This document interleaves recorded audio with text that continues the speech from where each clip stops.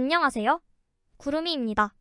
구독과 좋아요 부탁드립니다. FC 바이에른에서는 다가오는 시즌을 위한 이적 계획이 본격화되고 있습니다. 12년 만에 우승 없이 끝난 지난 시즌 이후 선수단 교체도 불가피합니다. 디렉터 막스 에벨은 여름 이적 시장에 대해 엄격한 지침을 받았습니다. 빌트에 따르면 에벨과 프로인트는 2억 유로의 예산을 받았을 것으로 추정됩니다. 에벨은 예산으로 올리세, 파리냐 등을 영입했고 사비 시몬스 계약을 앞두고 있습니다. 그러나 2억 유로 중 최소 절반은 여름의 선수 판매를 통해 다시 벌어들여야 합니다. 에벨은 현재 데리흐트, 킹슬리 코망, 마즈라위 선수의 매각을 희망하고 있으며 데리흐트와 코망에겐 5천만 유로를, 누세르 마즈라위에겐 2천만 유로의 이적료를 기대합니다. 특히 데리흐트의 경우 맨체스터 유나이티드로부터, 코망은 PSG로부터 뜨거운 관심을 받고 있어 매각 가능성이 높습니다. 에벨의 여유 있는 자금 흐름은 장점으로 다가오고 있으며 조슈아 키미, 서지 그나브리, 레온 고레츠카, 알폰소 데이비스와 같은 다른 이적 후보를 팔아야 한다는 압박을 받지 않고 있습니다. 바이에른에서는 토마스 투헬에게 한때 그랬던 것처럼 데리흐트를 잔류시켜 달라는 팬 청원이 시작됐습니다. 우리 모두는 마티아스 데리흐트가 FC 바이에른 뮌헨에 머물기를 원합니다. 그는 자신이 세계적 수준의 수비수이며 아마도 우리 스쿼드에서 최고일 것이라는 점을 충분히 자주 증명해왔습니다. 그렇기 때문에 데리흐트를 파는 것은 완전히 잘못된 결정이고 우리는 그것을 극도로 후회할 것입니다. 바이에른 구단의 결정은 토마스 투헬의 결과로 봤을 때 바뀌지 않을 것이라 보고 있습니다. 그리고 구단의 영입과 매각에 대해 팬들의 의견도 나뉘고 있습니다. 코망, 데리흐트, 그나브리, 데이비스와 함께라면 충분히 해낼 수 있습니다. 게다가 지르크지를 통해 돈을 벌 수 있죠. 사내는 바이에른의 가장 강력한 공격수는 아닙니다. 그나브리가 확실히 그보다 앞서 있습니다. 연봉을 깎아서라도 저는 여전히 그를 붙잡을 겁니다. 그렇게 나쁘지 않아요. 코망과 그나브리에 대해서는 동의합니다. 데리흐트는 우리가 가진 몇 안 되는 괴물 중 하나입니다. 데이비스보다 더 빠른 선수는 유럽에서 찾아볼 수 없어요. 저에게 데이비스는 윙어이기 때문에 그를 한 두 줄 더 전진 배치할 것입니다. 저에게는 우파, 코망, 그나브리, 키미, 고레츠카가 떠났습니다. 그래서 2억 2천만에서 2억 5천만 유로의 수익이 발생했습니다. 재정적인 문제도 발생하지 않을 것입니다. 이 선수들에게 거의 아무 일도 일어나지 않고 있다는 사실이 놀라울 따름입니다. 구단은 이미 틸만으로 1200만 유로를 받았습니다. 코망 5천, 키미 4천대, 리흐트 5,500만 이상, 지르크지 2천만 유로를 합하면 거의 1억 7천만이 될 것입니다. 여기서 아무도 이해하지 못합니까? 데리흐트는 남아있어야 합니다.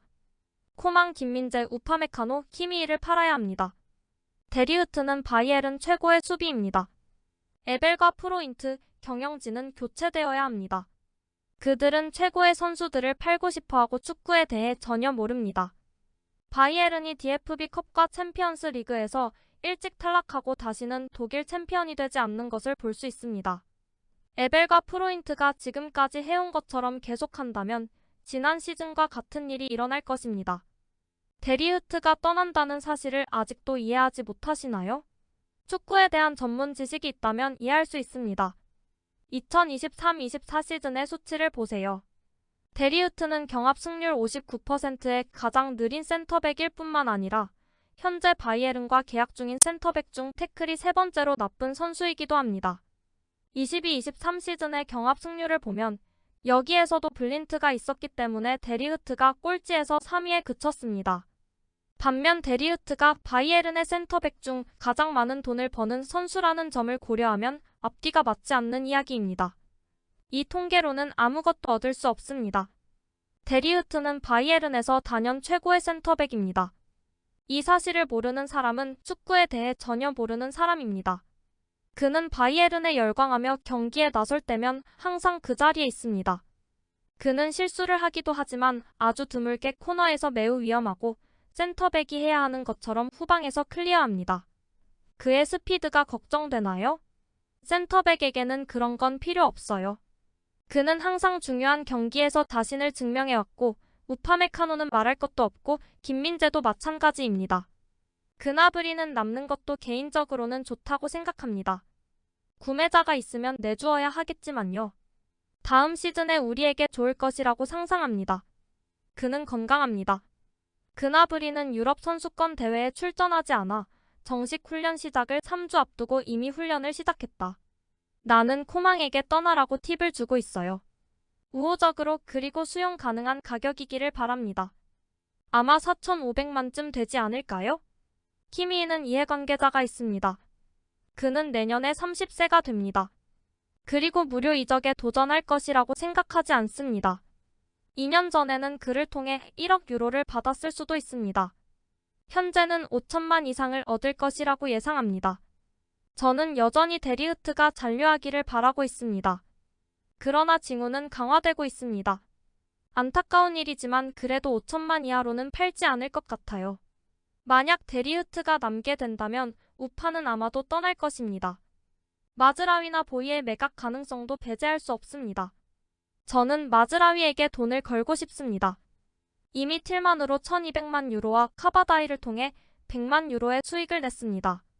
사르와 추포의 계약은 갱신되지 않았고 그 결과 1300만 유로의 급여가 면제됩니다.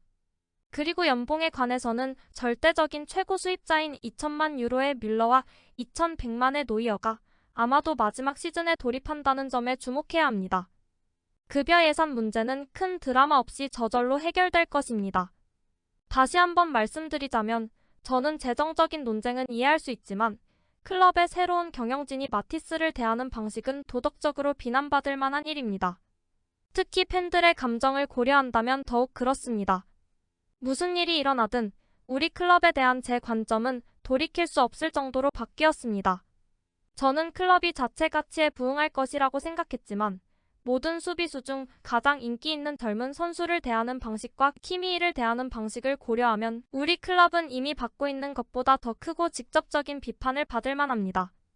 2021년 주총은 구단 책임자들과 구단을 지지하는 팬 및 회원 간의 관계 악화의 시작이라고 볼 수 있습니다. 항상 돈이 필요하다는 사실을 공개적으로 알리는 것이 가장 좋습니다. 선수들에게 새로운 도전을 찾아야 하며 매물로 나왔다고 말하는 것이 훨씬 낫습니다. 그러면 구단이 연락을 취할 수 있고 현재의 방식은 또다시 덤핑 가격을 초래합니다. 바이에른이 공개적으로 돈이 필요하다고 말한 적은 없었어요. 여기 있는 모든 명예훼손 기자들에게 먹이가 되고 있습니다. 맞습니다. 그리고 콤파니 발표 기자회견에서 막스가 선수들과 개별 면담을 통해 전달했습니다. 중요한 것은 아무도 경기장에서 쫓겨나지 않을 것이며 이는 바이에른답지 않기 때문이라고 말했습니다. 바이에른은 데리흐트라는 엉뚱한 선수를 팔고 있나요? 아니요. 그는 너무 느리고 빌드업 플레이가 부족하며 부상에 취약합니다. 지금이 바로 그에게서 최대한 많은 것을 끌어낼 수 있는 적기입니다. 그리고 우파메카노와 김민재를 악마화하는 모든 사람들이 틀렸다는 것이 증명될 것입니다.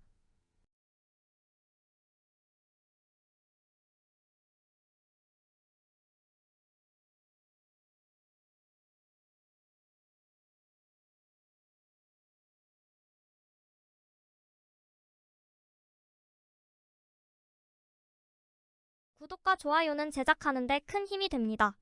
감사합니다. 다음에 또 보아요.